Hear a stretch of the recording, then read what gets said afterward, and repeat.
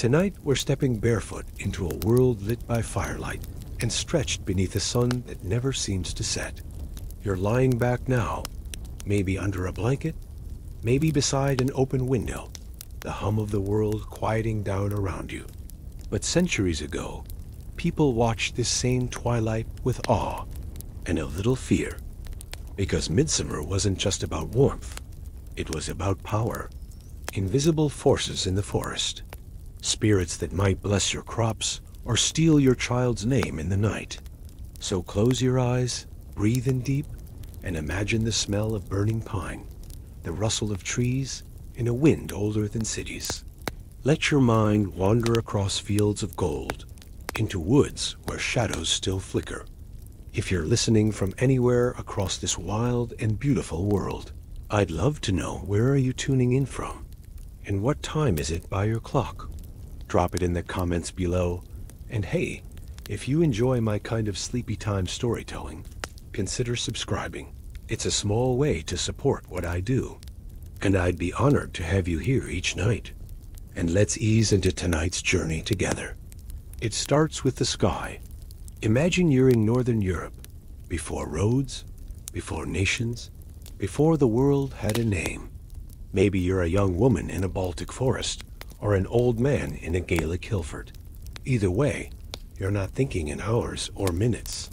You're thinking in stars, sunrises, and shadows on the ground. And right now, the sun is just not going away. The longest day of the year has arrived, the summer solstice. The day when the sun, as if enchanted by some ancient spell, hangs overhead like a coin suspended mid-flip.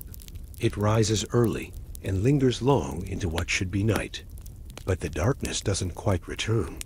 Not fully. It's a hazy twilight, smeared with purple, blue, and streaks of glowing orange. In places like Finland or Shetland, it feels like a day refuses to end. And that's no small thing. To us, it's beautiful, maybe even romantic. But to the people who lived before our age of wires and satellites, this was deeply spiritual. It was terrifying, sacred, powerful, because the sky was their calendar, their temple, their warning bell. And when the sun began to act strange, when days grew too long or too short, it wasn't just a change in the weather. It meant the gods were awake. The veil was thinning. The air was thick with the presence of things older than memory. People believed that the solstice cracked something open, something in the balance between light and dark. And when the sun touched the highest point in the sky, it wasn't just at its brightest, it was also starting to fall. That moment of absolute light was also the beginning of its slow death, which is why people didn't sleep much during solstice. They stayed awake. They watched the fire. They sang old songs. They whispered names of gods and spirits who might hear them, now that the air was thin and the world was listening. Because in those few magic hours, the sun wasn't just a light in the sky, it was a doorway. And through that doorway, things could walk in. Now picture this. A great stone circle, somewhere out on the chalky hills. Maybe it's Britain. Maybe it's farther east. The fire's been lit. A pillar of flame, fed with branches from sacred trees, oak, ash, and thorn. The people stand in a ring around it, their faces glowing gold, eyes reflecting the blaze like glass beads. Children giggle, old women hum, and someone, maybe a shaman, or just a respected elder, starts to speak. Not loudly, but slowly. A story about the sun chasing a great serpent, or about a goddess giving birth to twins, one for light, one for shadow. Or maybe they say nothing at all, because the fire says it best. All around, the sky burns orange, birds go quiet, the wind drops. Somewhere nearby, in the trees, something stirs. Because for all the joy and dancing, there was fear too. A healthy fear of what might be watching from the woods, of spirits called forth by the fire's heat, of the price one must pay for light, always eventually being shadow. These stories weren't written down. They lived in smoke and song. You learned them by the flicker of fire on someone's face, by the hush that fell when someone spoke a certain name. Not everything was spoken aloud either. Some things were understood. You didn't look too long into the trees. You didn't say the name of the goddess under your breath while gathering herbs. You didn't sleep with your feet toward the flame. Little things, rituals, superstitions, but they held the world together.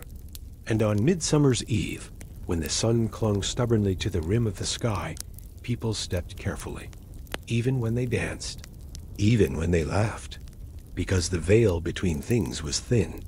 The wrong word, the wrong move, might call something down that couldn't be sent back.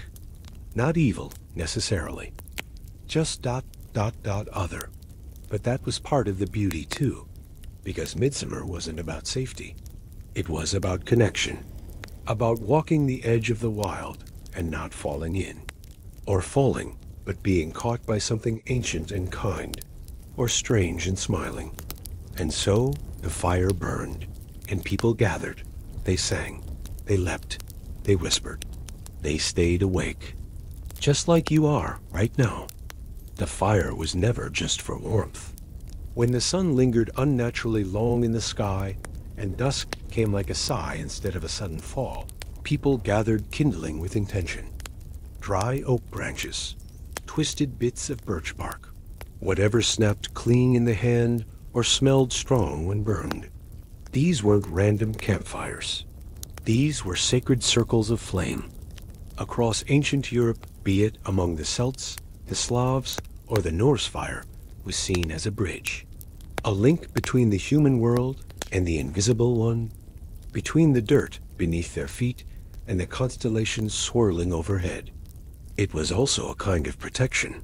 They believed fire could cleanse the body, ward off evil, and renew the land. So the bonfires weren't lit just anywhere. They were built on hills, beside rivers, or in the center of villages where they could stretch toward the heavens and be seen by whatever divine eye might be watching. And then came the leaping. Have you ever jumped over a campfire? It feels ridiculous and thrilling all at once, half dare, half spell. In ancient times, it wasn't just a game. Couples would leap together holding hands. If they landed still clasped, it meant fertility, good harvests, and a lucky year. If they stumbled, well, that was another matter. Others would leap through the smoke alone, believing it burned away illness, bad luck, or evil spirits. In Slavic lands, it was said that the higher you jumped, the taller your crops would grow. Teenagers jumped to impress sweethearts. Old folks jumped to chase away joint pain or sadness. Kids leapt just because everyone else did. And behind it, all the flames kept licking the sky, like the sun itself had spilled to earth for a brief, blazing visit. Around the fire, the dancing began. It wasn't stiff or solemn. It was messy. Laughter and spinning, arms flung wide, feet stomping in rhythm with the crackle of the fire.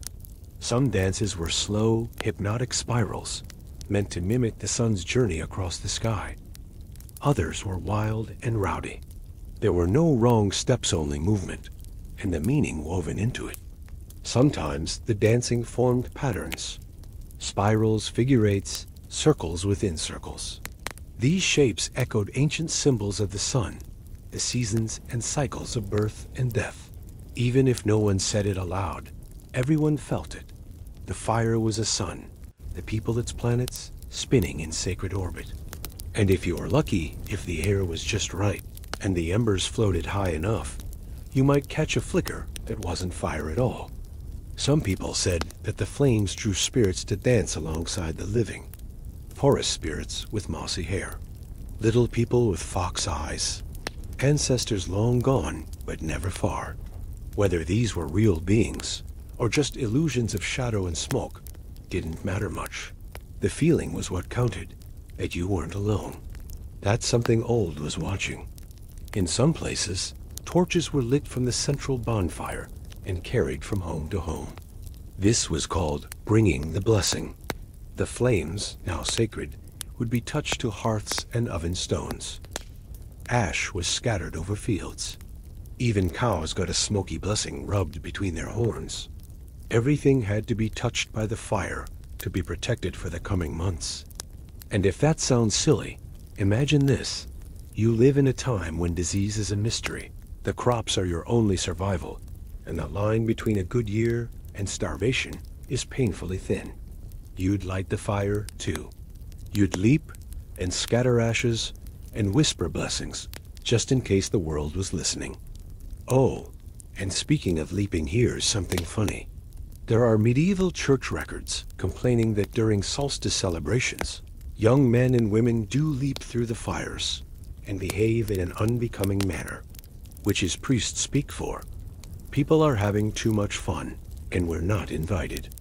Even centuries later, the church couldn't quite extinguish the flame, so to speak. They just renamed it. What used to be pagan bonfires became St. John's fires. What used to be solstice festivals became feast days. But the leaping continued. The dancing continued. You can't smother something so woven into the seasons. And anyway, the people remembered. Not in words, necessarily, but in the way a grandmother might light a candle on the longest day, or a child might toss a pinnacone into a summer campfire and make a wish, never knowing why. The rituals survived, like glowing coals buried in ash. Back then, fire wasn't just an element. It was a message, a prayer, a celebration of the sun's peak, and a quiet acknowledgement that it would now begin to fall. A way to say, we saw you light, and we honored you. So if you're ever at a midsummer bonfire and feel the urge to leap or dance or whisper to the flames, go ahead. The old ways remember you too. The fire was the heart of midsummer, but the soul lived in the trees.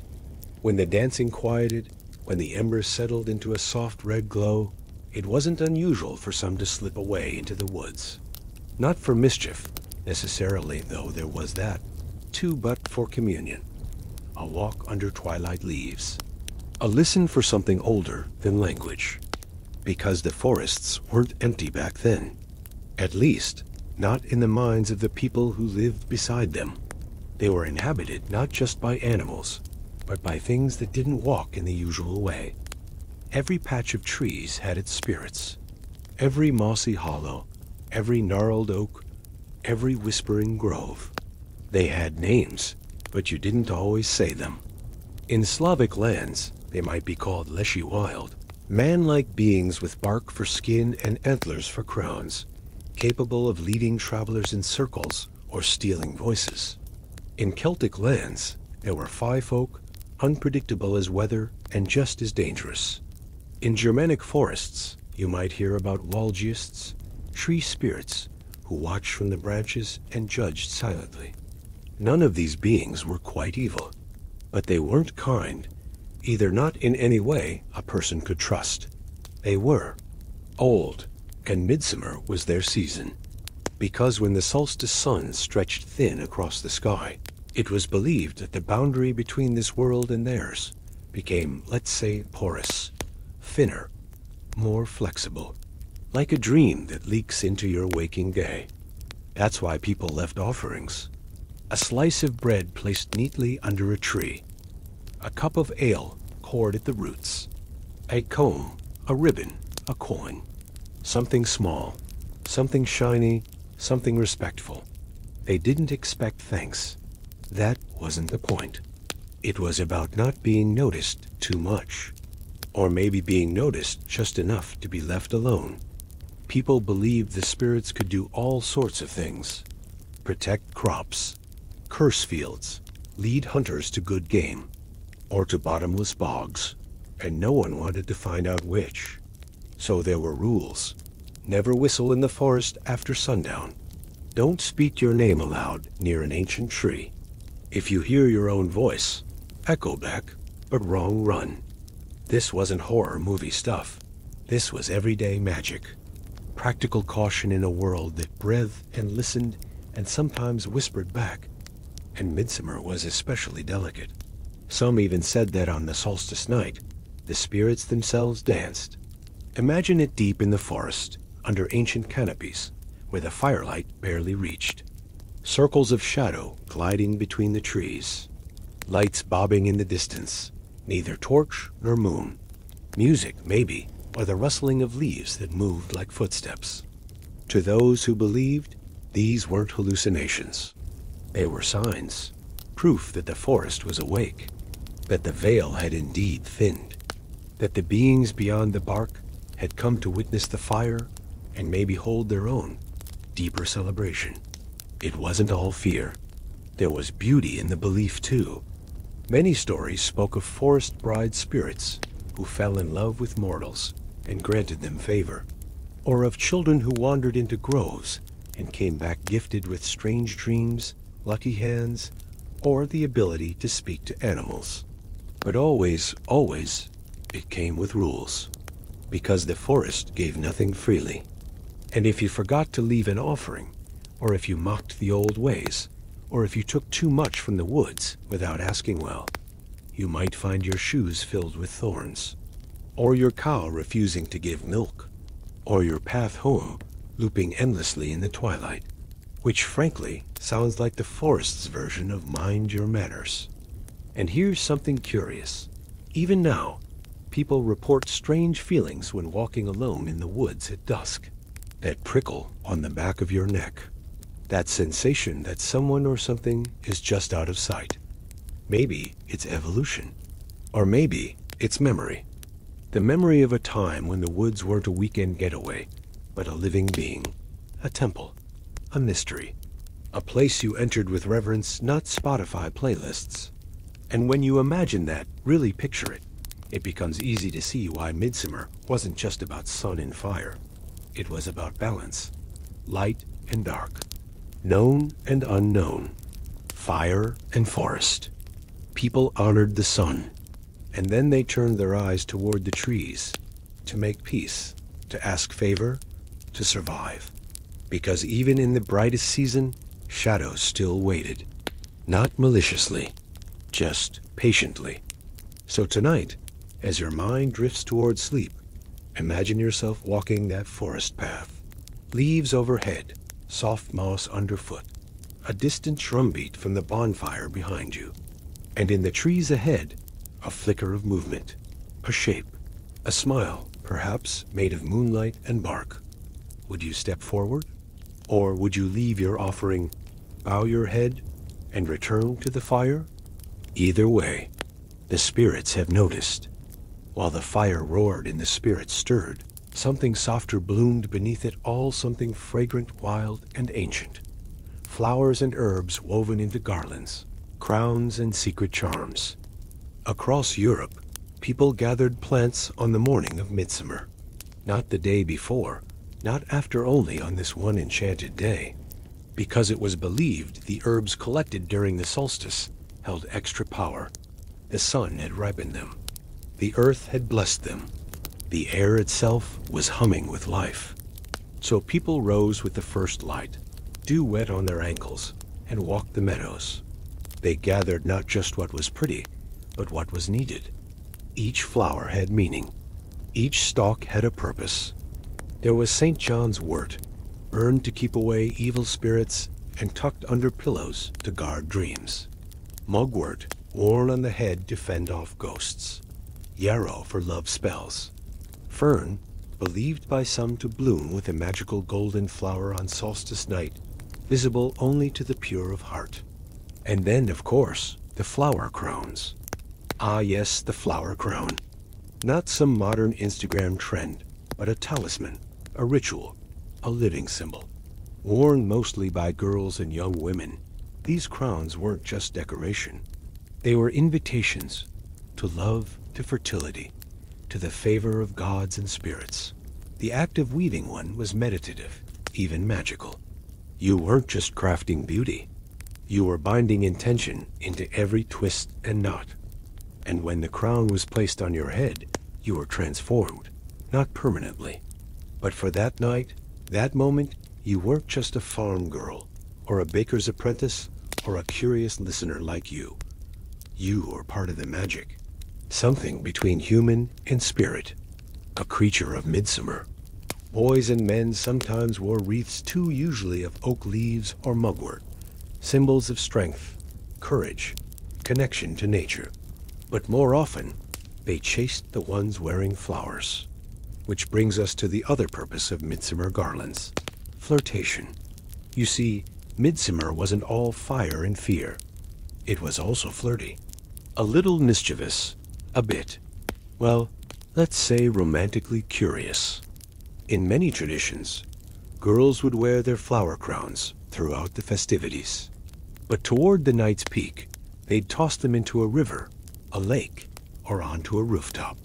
Where the crown landed, how it floated, whether it spun clockwise or counterclockwise, these things mattered. A crown that drifted far? Your true love was distant. One that sank quickly? Bad omen. One that spun in slow, perfect circles?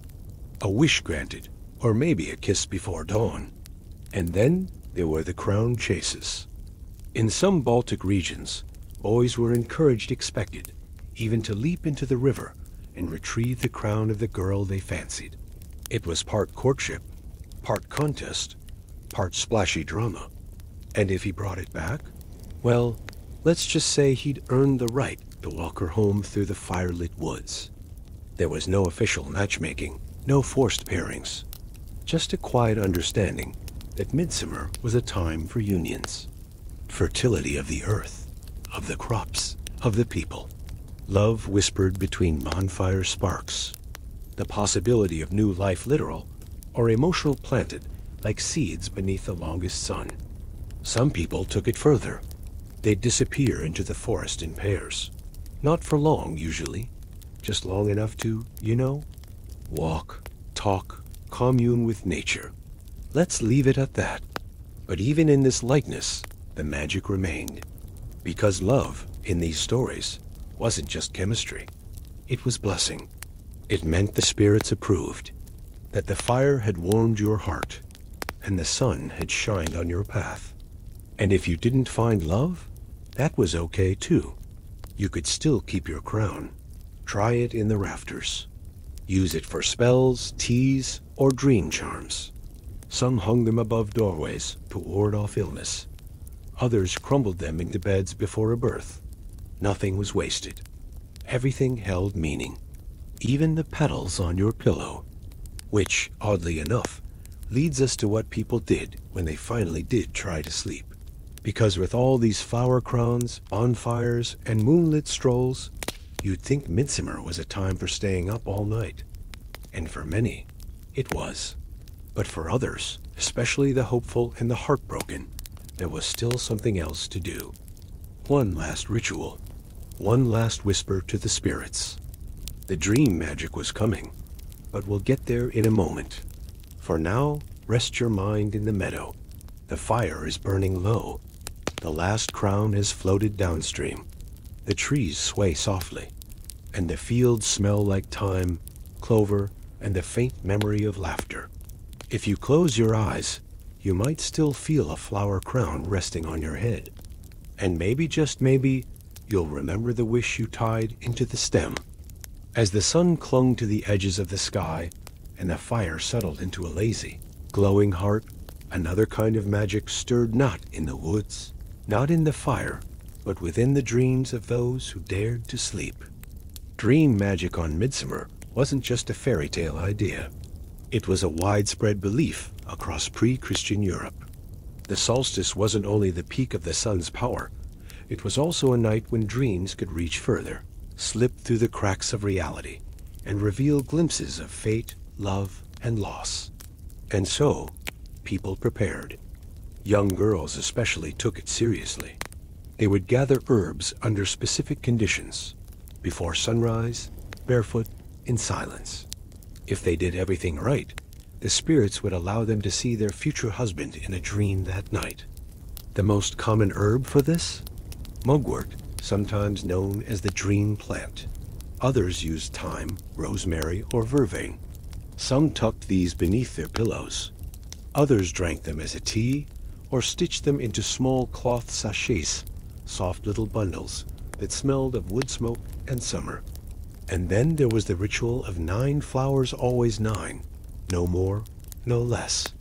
Each one had to come from a different field or garden, and the picker wasn't allowed to speak a single word during the gathering. The silence was essential. Speaking would break the spell. The spirits, after all, were always listening. Once collected, the flowers were placed under the pillow, or braided into a wreath to sleep on.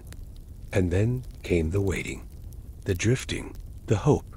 Because if everything aligned just right, if the plants were fresh, the ritual pure, and the midsummer spirits in a generous mood, you would dream of the one destined for you. Not just a hazy face, but a full vision. Some said they dreamed of a man walking through fog, or offering them bread. Others claimed they saw weddings, or fields, or boats sailing toward them. Symbols mattered. Every detail was whispered to friends the next morning. Every image decoded like a map. And it wasn't just romantic dreams either. Some dreamed of omens, warnings, clues about the coming harvest, or the health of their parents, or a journey soon to begin. Others dreamed of loved ones long past, sitting by the fire or offering advice. The solstice was thin, remember. Thin enough for things to reach through. Of course, not everyone believed in these things literally. Some played along for the fun of it, others out of tradition. But deep down, even in the quietest skeptic, there was a flicker of wonder. Because what if it worked? What if the earth really did speak in dreams? What if the fire really had left a mark on your heart, visible only in sleep? And what if the figure you glimpsed in your mind was not a fantasy, but a promise? There was also the belief that dreams on this night weren't fully your own, that you were being shown something, or visited. Some cultures taught that your soul left your body while you slept and wandered the woods, that it spoke to spirits or danced beside invisible fires, that the dew you found on your skin in the morning was not just condensation, but a gift proof that you had been touched by something other. And if that doesn't give you shivers, maybe this will. There were warnings, too. You weren't supposed to tell everything you dreamed, just some parts. A name, perhaps, a detail, but never the whole thing. Because to speak a midsummer dream aloud in full might break it, or worse, call it true too soon. And not all dreams were kind. Some told of shadows, of watching eyes, of doors open too wide. So many people did both. They dreamed and kept watch, sleeping in shifts, one eye closed, one eye on the embers. You never knew who or what might be passing through the smoke. There's even an old belief, whispered in corners, that some people didn't dream at all on midsummer, because their dreams were being used by someone else. Borrowed, rented, almost. Like the forest had peeked inside, found an empty stage, and decided to put on a little play. Creepy? Maybe, but also beautiful. Because midsummer dreaming was a shared ritual, a quiet act of hope, a moment when sleep became not just a pause from waking life, but a doorway, not escape, but entry. And honestly, isn't that still true? We dream because we long, because we're curious, because some part of us still remembers that the world once shimmered with unseen things, and maybe still does. So tonight, if your eyes feel heavy and your pillow cool, imagine a small bundle of herbs tucked beneath your head.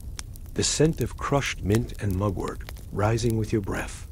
A flicker of firelight behind your eyelids. And a feeling that, just for a moment, you're not alone in your dreams. The veil is thin, after all, and you never know who might be walking just beyond it. But while some curled up with herbs under their pillows and drifted into dream worlds, others didn't dare sleep at all. Not on solstice night. Not when the air was charged and strange, and the veil between worlds was stretched thin as breath on glass. Because not everything that wandered during midsummer was kind. You see, there was a quiet fear that pulsed just beneath the joy, the singing, the flower crowns, the dancing. It was the fear of wandering spirits. beings that didn't belong here, or didn't only belong here. Some were ghosts, the unquiet dead. Others were something different altogether. Older, wilder, creatures of folklore and firelight. Not evil, necessarily, but definitely not tame. Let's begin with the ones we know, the ghosts. Solstice, like its colder twin, the winter festival, was believed to be a liminal time. And liminal times meant doors opening. Not doors with hinges, but thresholds between this world and whatever lies alongside it. And on Midsummer, those doors didn't creak. They swung. In Celtic traditions, it was said that the Cid the Fair Folk, the spirits of the mounds, rose up from their hollow hills. Not just the trickster types, not just the mischievous little fly you might bribe with cream, but the regal, eerie ones, the ones with eyes like candle flames and laughter that never touched their mouths. They walked the moors, passed through villages, and watched. In Slavic folklore, the solstice brought the Rusalka drowned maidens turned spirit, beautiful, dangerous, and drawn to water. If you wandered too close to the lake at night, and the moonlight caught a figure brushing her hair by the reeds, you ran, or you never came back at all. In Norse territories, the night shimmered with the possibility of Draugr restless dead who rose from burial mounds smelling of seawater and grief. They weren't common, but Midsummer was a time when even the long-forgotten dead might remember they once had names. But the real terror, for many, wasn't a single spirit. It was the invisible watchers, the presences. You couldn't see them, but you felt them. The way the fire suddenly hissed, the way the birds stopped singing all at once, the way the hair on your arms lifted when you stepped beyond the circle of firelight. And if you felt watched, you probably were. People told stories of shadowy shapes seen just beyond the trees, tall figures, antlered silhouettes, women made of fog, men with goat legs, silent gatherings at the forest's edge that melted when approached.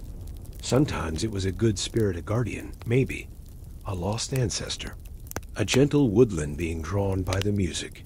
But not always.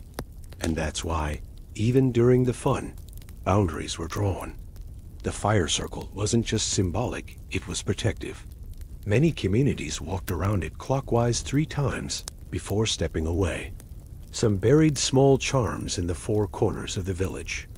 Others carried rowan wood, or iron pendants, or tied red thread around their wrists. Just little things, quiet protections, superstitions passed from mother to daughter, elder to child. You didn't have to believe in them. You just had to respect them. And if you broke the rules, well, you might hear your name whispered from the woods. Or worse, your full name, spoken in a voice you didn't recognize. That was never a good sign. Let's not forget, these weren't paranoid people. They were practical. Their fears were rooted in observation, in generations of storytelling, in the sense that the world was more alive than we give it credit for. And on the night when the sun refused to leave the sky, that aliveness buzzed. Animals acted strangely. Dogs barked at nothing. Birds flew the wrong direction. Shadows lingered in places where no person stood. And even the bravest souls who laughed at ghost stories during the day walked a little faster on their way home that night. Now, there were also rituals to help the spirits move on. It wasn't all hiding and hoping. Some built small fires away from the main one as offerings. Others baked special breads or left out bowls of milk.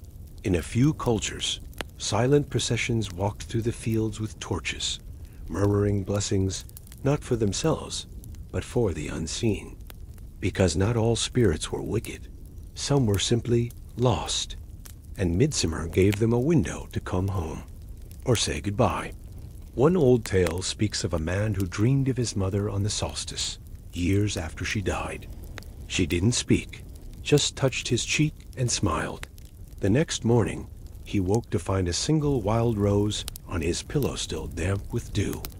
He never told anyone what he whispered to the fire that night, but he tended her grave every midsummer after that. So now, as your breathing slows and your body softens into sleep, imagine the fire still crackling, the circle still glowing, and far beyond it, watching, listening, are the spirits. Some curious, some lonely, some simply passing through. You're safe here. You're part of the circle. But even so, maybe leave a small space beside you, just in case someone from the other side of the veil needs to rest their feet. The fire burned, the spirits stirred, and the dreamers slept or stayed wide-eyed beneath their blankets. But not all the magic of midsummer lived in the air or the shadows. Much of it moved through water-clear, cold, whispering water. Rivers, springs, dew-drenched meadows, even the glistening sweat of leaves at dawn. To our ancestors, water was sacred, not just refreshing or useful, but holy, alive, and on the solstice, it was at its most powerful, rippling with life and layered with mystery.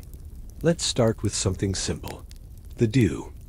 On the morning of midsummer, women and girls would rise early before the sun had fully stretched over the horizon and walk barefoot through the fields.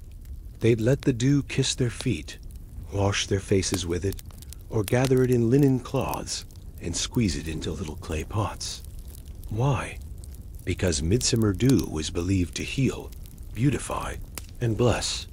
It could smooth the skin, cure freckles, keep your hair from falling out, and ward off illness. Some believed it would make you irresistibly attractive. Others said it brought luck for the rest of the year.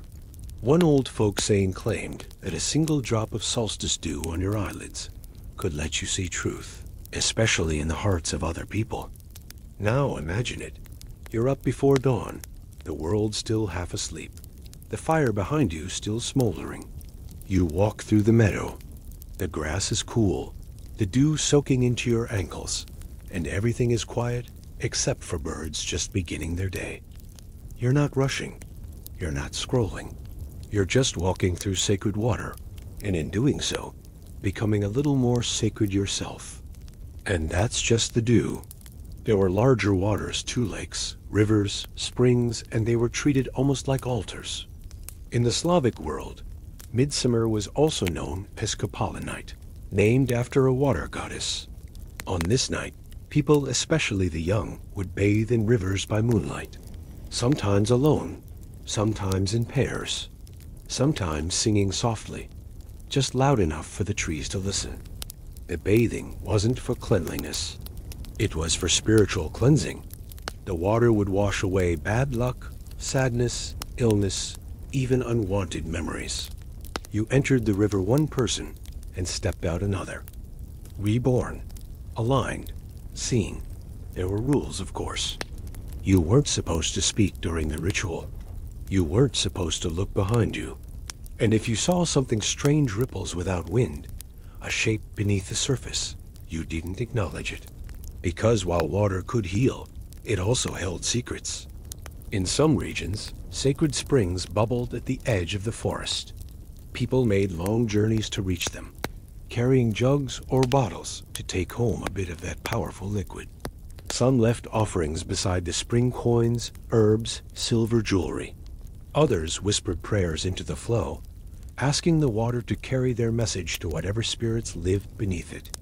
There were even water wells known to be thin places, spots where the world above and the world below touched.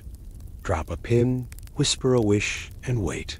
One of the more beautiful traditions was to float flower garlands down a river and watch how they drifted. Girls would place lit candles in the center tiny floating lanterns and release them into the stream. The way the wreath moved told you things. If it floated straight and steady, love was coming. If it spun in circles or hugged the shore, trouble. If it sank, well, best not to talk about that one. Sometimes a boy would wait downstream, trying to catch the garland of the girl he admired. If he managed to grab it without the flame going out, romance. Or at least a very good story. Of course, there were warnings. Water spirits, like the Rusalka or the Nuki, were said to be especially active on midsummer. They might call your name from the reeds, or appear in the form of a beautiful face just beneath the surface. They were neither fully alive nor fully dead, just there, watching, waiting. To avoid offending them, you might toss a handful of herbs into the water before entering, or say a prayer, or avoid bathing entirely if the wind shifted suddenly. Still, people returned to the water year after year, because midsummer wasn't about avoiding risk. It was about acknowledging it, embracing it, dancing on the line between comfort and mystery. And the rivers and springs were part of that mystery. They were veins of the earth, flowing with memory and magic. Even today, if you ask someone in rural parts of Europe about midsummer, they might talk about fire or flowers. But just as often, they'll speak of water, how it sparkled, how it sang, how it felt like the world was speaking in ripples. So tonight, as your mind softens and your body sinks deeper into rest, picture yourself at the edge of a quiet lake. The moon is high. The trees are still. You kneel, scoop up a poundful of water, and press it gently to your chest. It's cool, clean, ancient, and in that moment, you are too. As dawn crept over the horizon, and the last coals of the fire sighed into ash, midsummer wasn't over. It was just changing shape. The sunlight sharpened. The sky brightened. And now came a quieter ritual, one woven into the land itself, the honoring of sacred places. Before there were cathedrals, before pews and stained glass, people worshipped outdoors, under open skies, upon high hills, near certain trees, or around rings of standing stones. And midsummer? That was when these places woke up. Let's begin with the stones. Across much of Europe, ancient peoples erected enormous monolith single-standing stones or circles of them, without mortar, without cranes, without explanation. To modern eyes, they're mysteries. To the people who built them, they were tools for listening to the sky. The most famous, of course, is Stonehenge, that ring of weathered, lichen-covered giants standing silently in the English countryside. If you've ever seen a photo of it at solstice, you'll know. The rising sun on midsummer morning shines through a precise gap in the stones and strikes directly at the center, not by accident, by design. Stonehenge is thousands of years older than the pyramids, older than writing, and yet it still works. Still marks the longest day of the year with a beam of light, a spotlight from the heavens. Now pause and consider that. People with no written language, no modern math, no electricity, carried massive stones for miles, shaped them, stood them upright, and aligned them perfectly with the cycles of the sky. Why? Because the solstice mattered. Enough to move mountains. Stone circles weren't just calendars. They were portals, places where the barrier between sky and soil could be measured and sometimes crossed. Midsummer wasn't just about watching the sun. It was about being seen by it, standing in the exact spot where heaven and earth shake hands.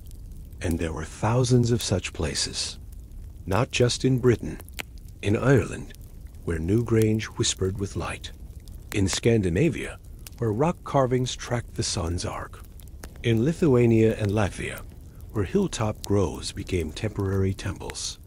Even simple mounds or carved wooden posts could serve as sacred markers. You didn't need grandeur, just attention. Because for these ancient peoples, land wasn't just land. It was alive. It remembered. It could be offended or pleased. And certain spots hummed with more energy than others. One old belief said that the earth itself opened its eyes at solstice, that it looked back at those who looked at it, which is why people traveled. Families walked miles to visit sacred hills. Entire villages would climb to cairns or high cliffs and light fires, not just for warmth, but to greet the sun properly. They'd sing, burn herbs, even roll flaming wheels down the slopes, a fiery symbol of the sun reaching its peak and beginning its slow descent. Yes, you read that right. flaming wheels. Imagine a giant wooden circle, set ablaze and pushed down a hill to cheers and chants. It wasn't just a spectacle, it was a ritual, a dramatization of cosmic truth. The sun has turned. Its high reign is over. Now begins the slow walk toward winter. And the earth, they believed, felt that change. Farmers would take bits of solstice ash and scatter them over their fields. Shepherds would lead their flocks through the smoke. Blacksmiths quenched iron tools in solstice water. Every act was layered. Every motion had meaning. You weren't just doing, you were participating in a great turning. Even the trees were involved. Certain trees were sacred oak, above all. Strong, lightning-struck, believed to be the dwelling places of gods. People would seek out groves where oaks stood together, trunks twisted like old knuckles, roots deep in dark soil. These were places to speak prayers, or to simply listen. Some tied ribbons or scraps of cloth to branches, wishes, regrets, names. Others left bits of bread or honey. And a few would press their palms to the bark and wait, not for sound exactly, but for sensation, for that warm tingle that told them the tree is listening. These practices weren't isolated. They were universal, in some form or another. From the Sami of the far north to the sun priests of the Iberian Peninsula, midsummer was a time of reckoning with the land, of aligning yourself with something older and larger than you. And even now, if you walk into a stone circle at dawn, or step barefoot into a cold meadow, or rest your hand on the bark of an ancient tree, you might feel it. The stillness, the attention, the hush, because the earth has not forgotten. And neither have you. So tonight, as your breath slows and your mind drifts, imagine you are standing barefoot on the crest of a hill. The sun is rising, impossibly bright. The stones around you hum. The wind carries the scent of thyme, wild rose, and something sharp like lightning. You raise your arms. You don't need words. The world understands. The dawn's hush lingers, and as the sun arcs higher, another chorus awakens, the calls and movements of animals. To our ancestors, every bird's song and every rustle in the grass was a message. On midsummer, those messages multiplied, and animal signs became omens that could guide a farmer's sowing, a hunter's path, or a lover's heart. Picture the sky just brightening, a single skylark spiraling upward with its liquid trills. A perfect note at solstice dawn was seen as a blessing. The crops would flourish, the year would be mild, and luck would smile upon the village.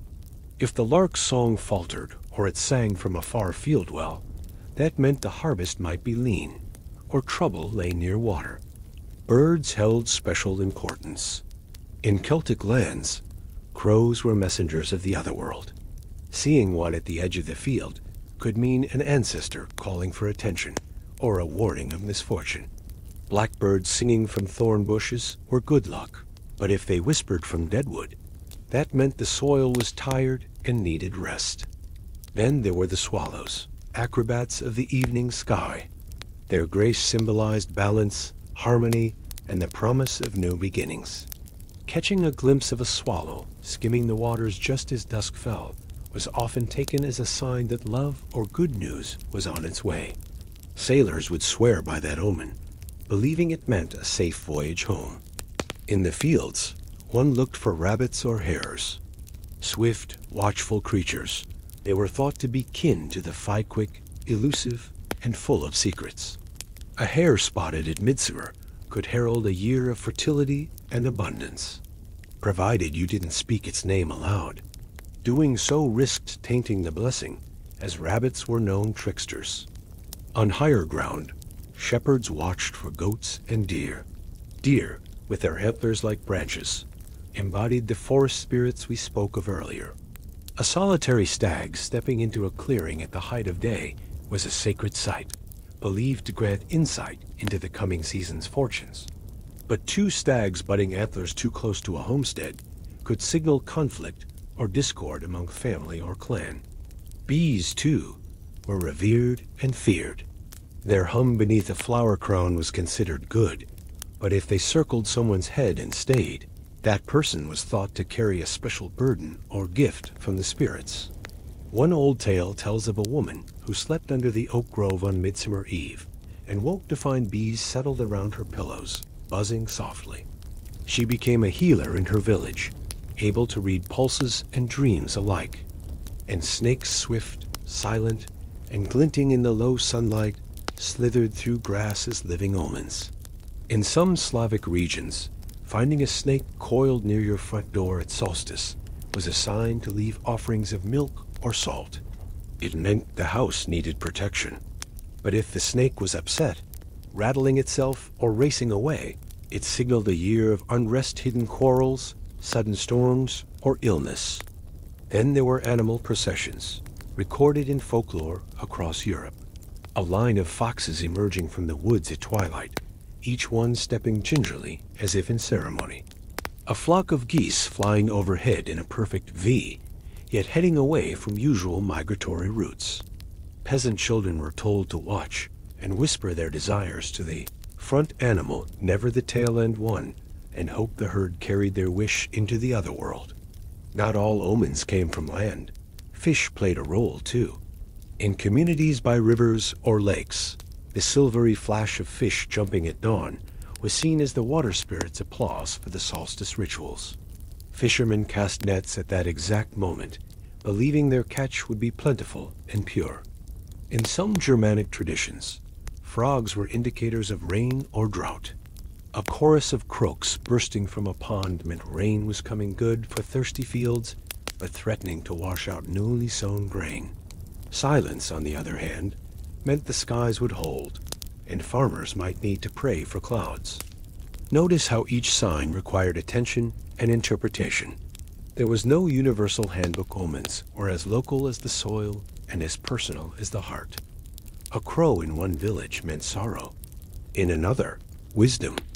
A deer was an omen of growth here, but they're a symbol of caution. And so, people kept omens journals, though not in writing, but in memory. Elders passed stories. Remember the year the swallows swept low? That was the summer of floods. Or, when the bees found Mary's windowsill, she was the only one whose cows calved twice. These tales knit communities together. They tuned everyone's senses to the rhythms of nature. They made ordinary moments feel like messages from the living world. As you listen now, winding down toward sleep, imagine you're standing in a meadow at sunrise. A bird circles overhead. A deer steps out from the tree line. A snake's glint catches your eye in the grass. Each movement speaks. Each whisper carries meaning. And in the stillness of your room, in the gentle rise and fall of your breath, you realize that the ancient voices still echo through those signs. A rustle, a call, a flicker of scales or feathers. They remind you that you're part of a vast conversation, one that began long before words and continues, softly as you drift off to the longest night. When the embers dimmed and the dawn song faded, the people turned their voices skyward, invoking the gods of sun and earth in chants, hymns, and whispered prayers. Because midsummer wasn't merely a natural event. It was a sacred performance, and the deities were both audience and actors in its unfolding drama. Imagine a circle of worshippers at the break of day, their faces flushed from the night's firelight, hair woven with flower crowns still damp with dew. The air smells of pine smoke and crushed petals. In the center stands the village priest or priestess, perhaps robed in white linen, perhaps painted with ochre symbols of the rising sun. They hold aloft a carved wooden disc or a copper mirror, catching the first shafts of sunlight and reflecting them toward the sky. This mirror is more than ornament. It's a signal flare away of saying, "Here we are. We remember you." The words begin softly, almost a hum, rising with the light. Sol invictus, they might breathe unconquered sun. In Germanic lands, Sol, guide our steps. In Slavic villages, Svarog, forge our fate. The names shift with language, but the devotion remains the same. Appeal to the power that warms, to the force that grows the grain, to the spirit that holds the wheel of the year in balance. And then the dancing returns, but transformed. It's no longer about leaping through flames. Now it's a ritual circle of slow, deliberate steps. Hands rise, palms open to the sky, as if receiving the sun's warmth like a gift. Feet press into the grassy earth, feeling its cool pulse. To modern ears, it might sound like awkward aerobics. To the participants, it's a devotional act, each step a promise, each breath a thank you. But it wasn't all solemn. The ancient text spoken, never written, warned against taking the gods too seriously. A little laughter was encouraged. After all, who wants a sun worship service colder than the British weather in October? Still, weaving a joke about how your neighbor's goat insisted on joining the circle could lighten the mood and remind everyone the gods appreciate humor too. Central to these ceremonies were offerings. Bowls of barley porridge, topped with wild honey and fresh berries. Jugs of fermented mead, passed around so each person could spill a drop on the earth, anointing for the soil. A branch of oak, stripped of its bark, placed at the base of a standing stone. Even the simplest gift was imbued with meaning. You give so that you might receive. You share so that life might continue. And the deities themselves took many forms. The sun god was often visualized as a charioteer racing across the sky in a flaming cart. Some called him Law, the radiant craftsman. Others knew him as Freyr, the bringer of prosperity. When the priestess sang his name, she wasn't just reciting a title, she was calling forth his presence, reminding him to keep the crops lush, the days warm, and the people safe. On the other side of the circle, earth goddesses received quiet attention. Demeter, Nerthus, Zemina names, shifting with tongue and region, but all bound to fertility, abundance, and the cycle of death and rebirth. Offerings to them were different. Handfuls of fresh soil, grains plucked directly from the stalks, sometimes a lock of hair from a new mother's symbols of life and continuity. These gifts echoed the story of the land itself, sown, nourished, harvested, and sown again. Don't forget the horned spirits, the mysterious guardians at the edge of the woods, part human, part beast. They appeared in carvings on wooden idols, in twisted horned masks worn during processions. Scholars today might wince at the idea of a human in a goat suit, but back then, the line between human and nature was delightfully fuzzy. Look, it's Gordon from marketing, but goatier. Someone might have joked, but beneath the laughter was respect. These beings represented the wild, untamed energy of the earth. Invoking them was a way to honor the mystery that could not be planted or plowed, only revered. As the ceremony built to its peak, drums began a deep, resonant pulse echoing distant thunder. Flutes and bone whistles joined in, replicating birdsong and wind in the treetops. Voices rose in unison, the chant growing louder, more insistent. It was a moment of cosmic synchronization, humans and deities breathing together, heartbeats aligned with the turning of the sun. And then, sometimes, there was a sign. A sudden gust of wind, a cloud parting to let the sun pierce the gathering, a hawk screeching overhead. People believed these were messages, direct responses from the divine council. I am heard, they thought, and I shall bless you. When the ceremonies ended, often with a final libation poured on the ground, they did so without fanfare. No trumpet blasts, no grand finale, just a final whisper. Thank you, light and earth. And then the people dispersed, carrying the sacred energies back to their homes, their fields, their hearths. To us, this may seem elaborate, even quaint. But think, in a time before smartphones, before weather forecasts, before agribusiness, this was a lifeline. A way for communities to come together, set intentions, and find reassurance that their world was still turning in order, still cared for by powers greater than themselves. And isn't that still something we crave? A moment to pause, to be seen, to know we're part of a larger story. So as you settle deeper into your pillows, feel the warmth of your blanket like an embrace, and let your mind trace the slow steps of that midsummer circle. Remember the chants, the laughter, the simple bowl of honeyed berries. And know that, across centuries, people have lifted their voices to the same sky, whispering the same hopes. You're in good company. Even as the last echoes of hymns faded into morning light, midsummer's magic didn't end. It simply shifted into more intimate adventures. For young lovers, the solstice was an invitation to slip away into the forest and play the age-old game of courtship under mossy canopies and moonlit glades. Picture a pair of teenagers, perhaps you tiptoeing past the dying bonfire, cheeks still flushed from dancing and laughter. The air smells of pine needles and crushed wild strawberries. Your heart thumps so loud you half expect the forest itself to hear it.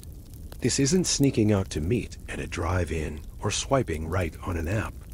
This is real-time romance, unfiltered by screens, guided by fireflies and ferns. They called these gatherings lovers' games, and every region had its own rules. In some parts of Scandinavia, a couple would carve their initials into a birch tree's smooth bark, leave a sprig of fern at its base, and circle the tree 3 times, once for trust, once for passion, once for promise. Then they'd sit in silence, hands intertwined, listening for the whisper of wind through leaves. If the breeze swirled around them in a sudden whirl, the spirits had blessed their union. If it died down, well, they might have to try again next year. In Slavic lands, forest escapes took on a more playful tone. Tashi miłom, or love dances, held beneath layers of branches woven into natural arches.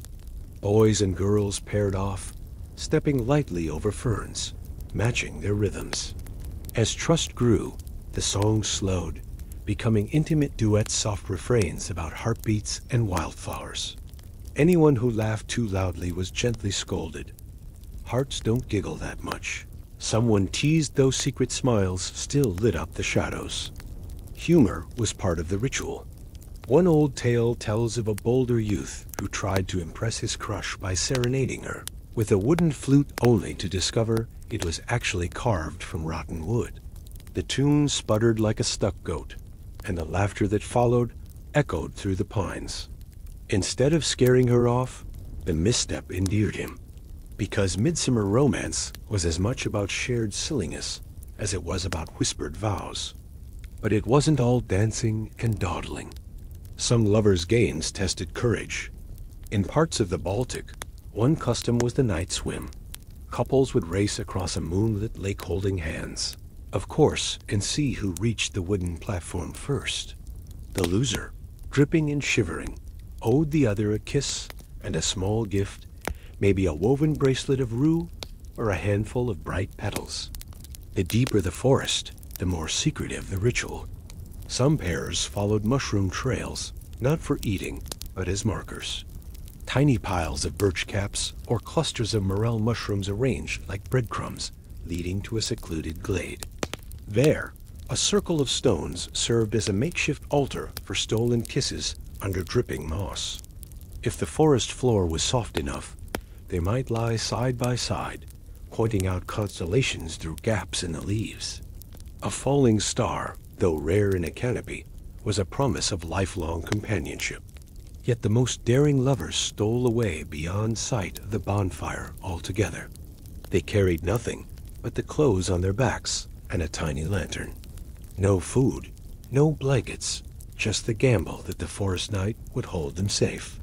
Once hidden, they whispered stories of the old gods' tales they dared not speak near elders, about forest brides, horned spirits, and wild hunts. Each secret shared was a bond, linking their hearts to the vast tapestry of midsummer lore. Even then, they respected the boundaries. They didn't trample delicate orchids or disturb a sleeping badger. They moved gently so as not to wake the forest guardians, those unseen watchers who might frown on disrespect. Because, after all, a stolen moment was meant to be magical, not marred by snapped branches or startled animals. Sometimes, though, the forest itself played matchmaker. Legend tells of heart-shaped stones that would glimmer under moonlight when the right couple circled them. Others spoke of fireflies that would dance around a pair poised for a first kiss, spotlighting them in a curtain of light. These signs were rare, but treasured proof that midsummer's magic reached into the deepest woods to bless true affection. And let's not forget the practical end of these escapades, finding the way home. By dawn, the lovers retraced their footsteps, often giggling at bruised knees or tangled hair. They'd rejoin the community at the final bonfire blessing, breathless and rosy, secrets tucked safely between them. Sometimes they passed little tokens. A sprig of fern pressed between pages, a petal carried in a pocket, ensuring that even the talkative elders couldn't call out their absence without revealing the gesture. It wasn't just young love either. Married couples sometimes renewed their vows in miniature forest. Ceremonies, hand-fasting rituals, where ribbons tied around their hands symbolized their continued union. These solemn games were less about excitement and more about reaffirming bonds, reminding them that love needed tending, just like crops. What all these lovers' games share is the element of escape, a brief leap beyond the ordinary into a space where the forest's breath trembles with possibility, where laughter mingles with hush, where two hearts, beating under the same midsummer sky, find a world that exists just for them. So the next time you think of romance under streetlights or candlelit dinners, once upon a time, lovers danced with fireflies, whispered beneath fern-framed arches, and let the ancient forest be their witness. They gambled on moonlit swims and soft hymns. They carved initials on birch and pressed flowers into books, all in the name of midsummer's promise. And maybe, as you drift toward sleep, you'll feel the rustle of leaves and remember that somewhere, centuries ago, or perhaps even now, two souls are slipping away into the woods, hearts alight with wonder. When the first glow of morning light begins to soften and the fires have all but whispered themselves into ash, midsummer's magic still clings to the air, especially in the scent of gathering herbs. All day, people drifted through fields and woodland edges, hand-picking the green guardians of solstice power. And tonight, as the festivities wind down, they turn those wild gifts into rituals that can burn and bless, curse and heal. Among the most potent of these plants is St. John's wort, its thread-like red blossoms rumored to guard against evil eyes and sorrowful spirits. Harvested just as the sun reached its apex, its brittle stalks are dried and woven into wreaths or tucked into doorways. A sprig burned in the hearth sends smoke curling with protective intent, warding the home against nightmares and unkindness. Some regions baked loaves with petals of St. John's wort nestled beneath the crust. Sharing a slice was believed to carry the herb's blessing to every guest. Then there's mugwort, the dreamer's herb, with silvery leaves and a balsamic scent. At midsummer, people crush its leaves between their fingers, releasing a fragrance that seems to hum with promise. Dried and slipped into tiny satchels, mugwort becomes a bedside companion, guiding slumber toward visions of loved ones or warnings of the year to come. But burned like incense, its smoke was thought to clear restless spirits and grant courage to those facing sickness or sorrow. Tucked among these giants of midsummer lore are more humble plants with quieter, yet no less meaningful powers. Yarrow, with clusters of tiny white blossoms, was picked to mend wounds, physical and emotional. People brewed it into teas for love spells, whispering names into the steaming cup before drinking. Dried yarrow garlands hung low in doorways, their protective aura said to keep disputes and illnesses outside the threshold. Fern, elusive and rare, plays its own midsummer role. Folklore insists that on solstice night, certain ferns bloom with a golden flower unseen by most eyes. If you find one and steal its bloom before dawn, you gain invisibility, knowledge of hidden treasures, or the secret language of birds. Many search damp glades with torch in hand, hoping to glimpse that mythical flower, though most returned with only fronds bruised by careless hands. Meadowsweet, sweet-scented and foamy with cream-colored clusters, was used to anoint the skin of brides and newborns. Its fragrance, a wish for sweetness in life, burned in the fire. It soothed grief and softened hearts hardened by conflict. In some areas, villagers brewed meadowsweet into a festive punch, lifted high in communal frolics before spilling a sip on the ground as thanks to the earth. Then there's St. John's bread, or carob, though rarer. Traders sometimes brought its pods to midsummer fairs. It symbolized sustenance and long life, tossed into fires at the final blessing, transforming its sweetness into an offering for the ancestors. Not all herbs were meant for sweetness. Belladonna, the deadly nightshade, stood in whispered corners of folklore as a plant of endings. People spoke of witches stirring its berries into potions, sending spirits on final journeys. Though few dared touch it, its reputation reminded everyone of the sharp edge between blessing and curse.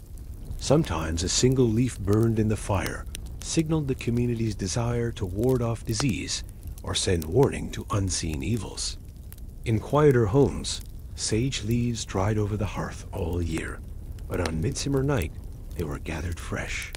Bundles of sage were carried from room to room, the smoke clearing stale air and calming household quarrels. A single thread of its aroma woven into linen chests kept clothing and linen safe from moths and misfortune. As night deepened, some families boiled a herb water infusion, a decoction of rosemary, thyme, and mint, spreading it over thresholds and bedposts. The scent lingered like a promise. Here lies a household blessed by earth and sun, guarded by leaf and root. A few daring souls even anointed their faces with the water, believing it bestowed clarity and vision-softening wrinkles and sharpening insight. And of course, the ash of burnt herbs held its own magic. Ash from the bonfire, enriched by thrown-in garlands and herb bundles, was sifted into the fields at dawn. Farmers called it sun ash, a gift from the fire that once burned for the sun itself. Sprinkling it among seedlings was said to speed growth, ward off blight, and echo the cycle of life, death, and rebirth. You might wonder how people remembered which herb carried which power, year after year. The answer is simple. It became part of the seasonal rhythm. Mothers taught daughters as they wove wreaths. Elders pointed out yarrow in roadside ditches. Stories of golden ferns and sleeping maidens kept the lore alive. No written pharmacopoeia, only the living encyclopedia of memory, sight, scent, and touch. So tonight, as the midsummer revels fade into quiet hums of farewell, imagine the scent of burning herbs drifting through the air. Feel the warmth as petals crackle in glowing embers. Know that each wisp of smoke is a message and offering to the fire, the earth, and the spirits beyond. As dawn's rosy fingers brushed the horizon and the last embers of midsummer's flame dimmed to gray ash, communities across Europe performed one final yet vital ritual, warding the village with fire and ash. This was not mere post-party cleanup. It was a solemn procession of protection, blessing, and renewal that knit together hearth, home, and field. Imagine a slow-moving parade. Families, lanterns in hand, step out of their homes. Children carry small torches made from the heartwood of oak or ash, still warm from the central bonfire. They walk in silence, following an elder, often the same person who lit the great fire the night before. Sometimes it's the village blacksmith, whose mastery of fire and metal lends extra gravitas. Sometimes it's the midwife, whose role connects life's beginning to its end. Whoever leads, their presence signals that this is sacred business. First stop, the hearths. Each household gathers around its fireplace or oven. A branch of smoldering wood, plucked from the bonfire's core, is touched to the hearthstone. The sparks jump like bright insects. As smoke curls upward, the family whispers a short blessing. Let this flame guard our children, or may our walls stand firm. The ash from that torch, still warm, still alive, might be crushed between fingers and rubbed onto doorposts, windowsills, or even the collar of the family dog. The ash is more than debris. It is concentrated midsummer power sunlight, fire, and spirit crushed to powder. Next, the villagers move outside, fanning out along streets or narrow lanes. Here, the boundary ashes are laid. Children scatter the gray dust in a line across thresholds, alleys, and crossroads. This ash barrier is believed to deter malicious spirits, wandering witches, or unfriendly fae who might wander in from hedgerows. If any creature crosses that line, it must acknowledge the village's collective vigilance and ideally retreat or transform. Then comes the field blessing. Farmers lead small teams, often including the head of each household, to the edges of their fields. They carry burlap sacks filled with ash from the bonfire, mixed with a few charred petals from the flower garlands. Standing at the furthest corner of the field, they toss fistfuls of this mixture into the rows of young shoots. Each handful arc through the air like slow-motion fireworks, landing among the green shoots. "Grow strong," they intone. Protected by sun, soil, and spark, the ash blends with the earth, anointing the soil with fiery essence and the promise of abundance. Not all villages had expansive fields. In mountain or forest hamlets, people performed a stream blessing instead. They gathered beside the nearest stream or riverbank and threw ash into the current. Watching it swirl downstream, they believed the protective magic would follow the water, guarding outlying farms or guiding lost travelers back home. Sometimes they complemented this with a round of silent dipping, each person pressing a palmful of ash into the water, then touching it to their forehead or chest. Even the livestock were not forgotten. Shepherds led their flocks through smoky trails created by dragging torches along fence lines. Cattle were driven through gates smeared with ash paste. Chickens, who notoriously scratch at anything, were given little ash necklaces, thin threads of ash dust tied loosely around their legs. While it seems quaint, the goal was sincere: to ensure animal health, protect against disease, and maintain fertility of the herd. There was a solemn beauty to these acts. They required the community to move as one quietly, deliberately carrying embers from a single fire to countless homes and fields. In that movement lay unity, each household playing its role in a greater web of protection. The ash, once part of a joyous blaze, now became a silent sentinel guarding against unseen threats. Local lore often added personal twists. In some Swiss valleys, villagers left a single torch burning at the crossroads until sunrise, an offering for travelers and wandering souls. In Welsh hamlets, the final ash line was drawn around the churchyard, ensuring that the dead stayed in peace and the living did not trespass on sacred ground. Over in Romania, children collected leftover embers to ignite small fires beneath their parents' beds, a custom believed to ward off nightmares and fever.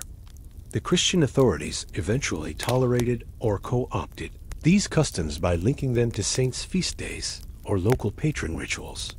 Yet the essence remained pagan. Fire as purifier, ash as shield, community as covenant. Where written records are absent, we see glimpses in folktales. A traveler saved from wolves by crossing an ash threshold.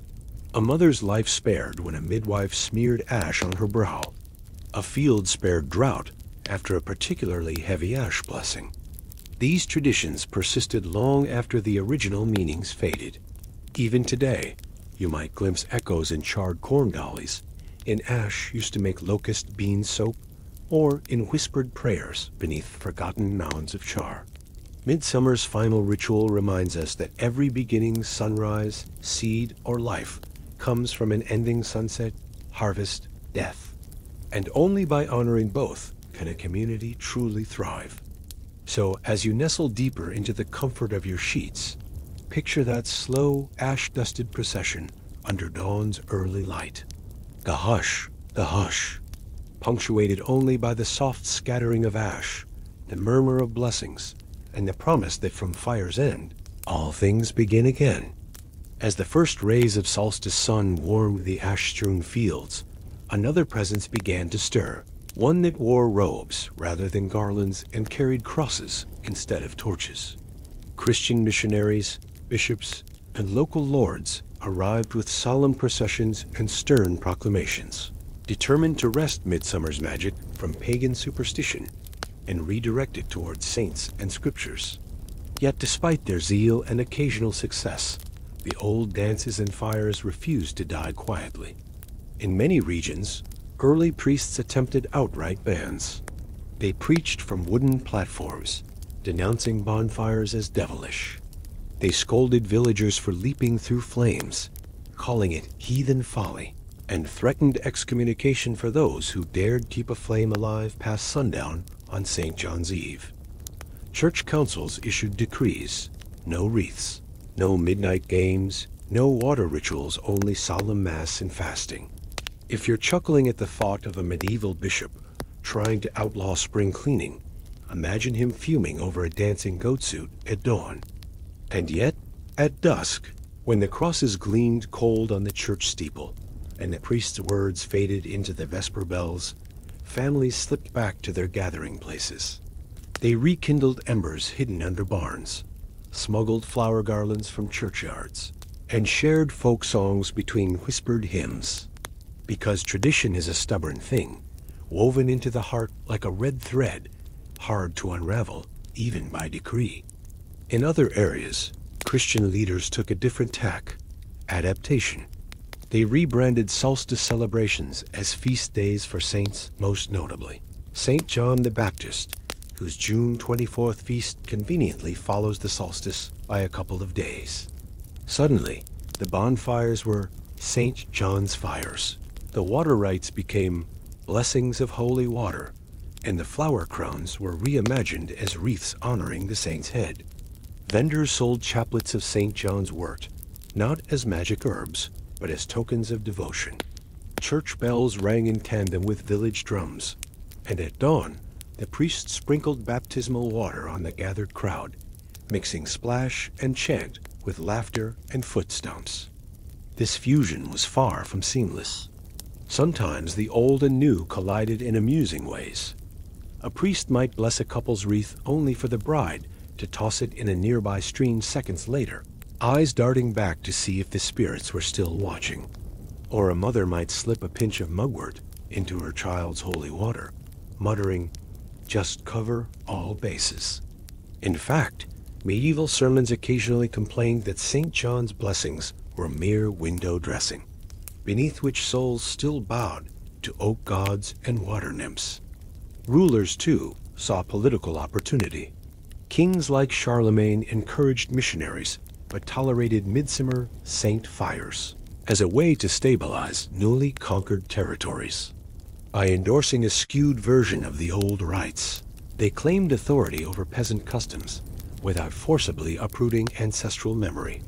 Nobles donated land for St. John's chapels beside ancient stone circles, creating Christianized pilgrimage sites that subtly shifted focus from sun worship to saint veneration, but left the pilgrim's path and the lighting of fires intact. Over time, a syncretic tapestry emerged. In some villages, people spent the daytime attending Mass, reciting psalms, and fasting. As dusk fell, they switched to dancing, dreaming, and divination. In Normandy, one finds prayers carved into standing stones, half Latin, half old runes. In Ireland, pilgrims leave cluties on holy trees, echoing ancient ribbon offerings, but with consecrated water used to baptize the fabric first. In Lithuania and Latvia, solstice bonfires still light up meadows, but nearby altars are dedicated both to Perkonas, the thunder god, and to St. John, the baptizer. Remarkably, the old practices sometimes outlasted their Christian overlays. In pockets of Eastern Europe, you'll still encounter Kapala-like rituals that are almost indistinguishable from pre-Christian lore. Wreath-floating contests, herbal sachets, even forest spirit invitations. Only the names have changed.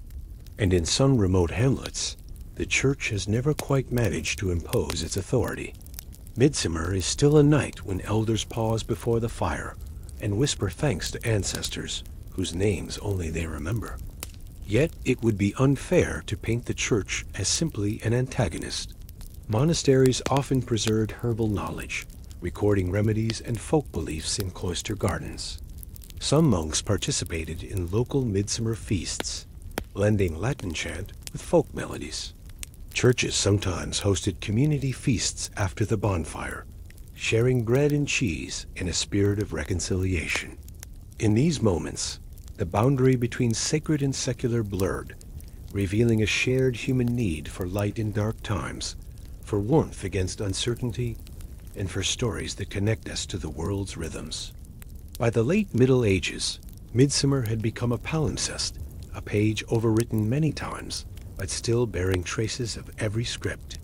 Young people might dance to a fiddler's tune, unaware that its melody once summoned sun gods. Farmers might bless their fields with cider and the sign of the cross, forgetting that those blessings were rooted in ash-scattered blessings of long ago. Yet in every spinning wreath, every smoke-wrapped pyre, every whispered incantation or prayer, the heartbeat of tradition continued. And here's a gentle reminder as you drift towards sleep. The story of midsummer isn't one of simple conquest or erasure. It's a tale of adaptation, negotiation, and the remarkable resilience of human ritual. Sometimes we cloak old magic in new names, blend beliefs until we can't quite tell them apart, or carry forward echoes without remembering their original words. But the essence, our desire to mark the turning of seasons, to call on forces beyond ourselves, to stand on firelit hills and feel something ancient, remains unchanged. So tonight, as you imagine that last flicker of St. John's fire, know that you're touching a thread woven through countless generations. A thread that glows with both pagan flame and baptized flicker, and that still warms the heart of midsummer wherever it's celebrated. As the final vestiges of traditional and Christian rituals wove together under the high midsummer sun, one truth became clear. Echoes of ancient rites live on in today's celebrations, sometimes visible in plain sight, other times hidden in subtle customs. Across Europe and beyond, modern festivals festooned with maypoles, wreaths, and bonfires bear the imprint of practices born millennia ago. Let's begin in Sweden, where midsummer is a national holiday. Families and friends gather in meadows bright with wildflowers, erect tall maypoles adorned with leaves and garlands, and dance around them in circles. To the casual observer, it's a cheerful folk fest. Snap peas on tables, aquavit in glasses, laughter ringing through the air. But every swirl of the dance, every wreath of blooms, is a nod to fertility rites and the binding of intention. Young women still braid crowns of birch and wildflowers, placing them at home altars or on windowsills afterward to bring good fortune. And if you spot someone chasing a maypole with a grin, they're reenacting the circle dances meant to mimic the sun's path through the sky. In Latvia, JG is celebrated with enormous bonfires, often set atop hills. People sing ancient folk songs, some tracing back to pre-Christian times, around the blazing fire, and fruit-picking youths leap together across the flames. Though it's officially tied to St. John's Day, the songs invoke gods like Janus and Lima. At dawn, villagers wrap oak branches in ribbons and carry them home to bless fields and livestock, echoing the old processions of fire and ash. Further south, in Spain's Catalonia, the festival of Sant Joan involves fireworks, street parties, and beach bonfires. Revelers leaped through pyres of driftwood, reminiscent of Northern Europe's fire jumps, while local musicians play medieval tunes swapped between village chapels and town squares. Though framed as a saint's feast, the ecstatic energy reflects the primal joy and catharsis of solstice fire rites. In Lithuania, Jananos merges water and fire.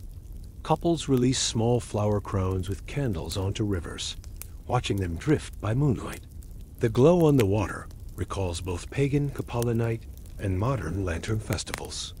Those who find their wreath intact Claim it as a sign of strong love and unbroken link to the lovers' games of old. Even beyond Europe, echoes ripple outward.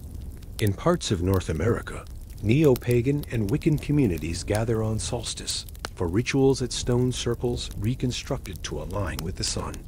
Participants weave modern flower crowns, light bonfires, and chant invocations to deities like Bridget or Pan, blending global mythologies into new traditions. It's a conscious revival, yet one that reveals how deeply the solstice is etched into human imagination. Some customs, nearly forgotten, have resurfaced thanks to social media. Hashtags like #Midsummer Magic Showcase wreath tutorials, fire jump videos, and sunrise picnics in remote fields.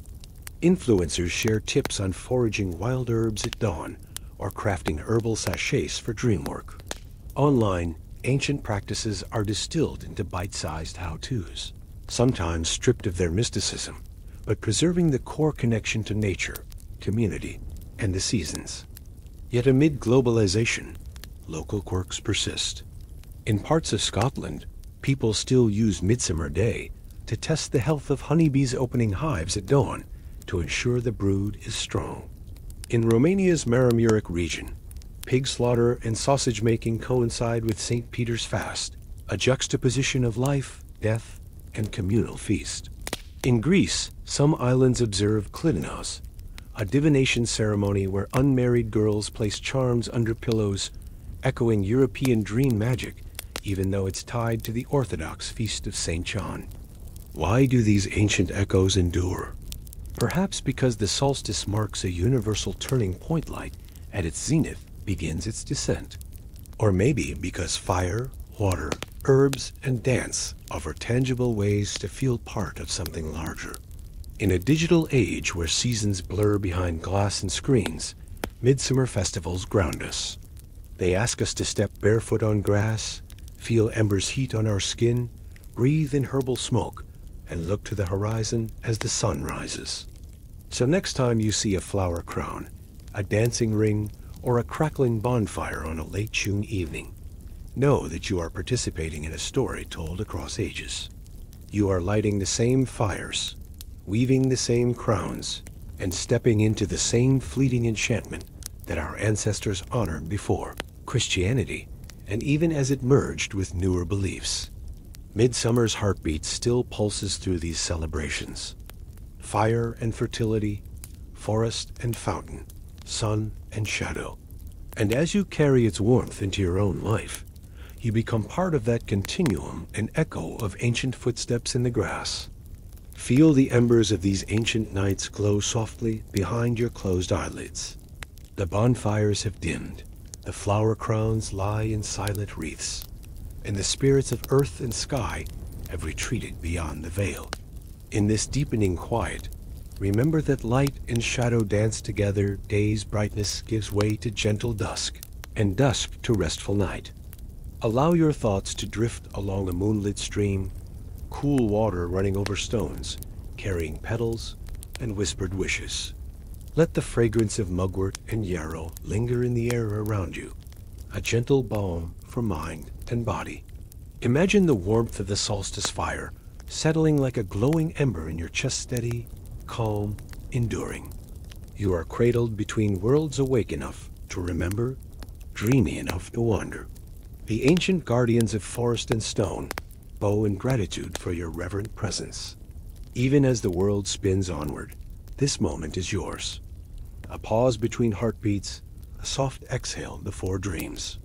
Rest now, knowing you are part of a timeless ritual. Your breath is an offering, your dreams a tapestry woven from threads of old magic. May you sleep under the watchful eyes of stars and sunrise, and awaken renewed by the promise of returning light. Sweet dreams and good night.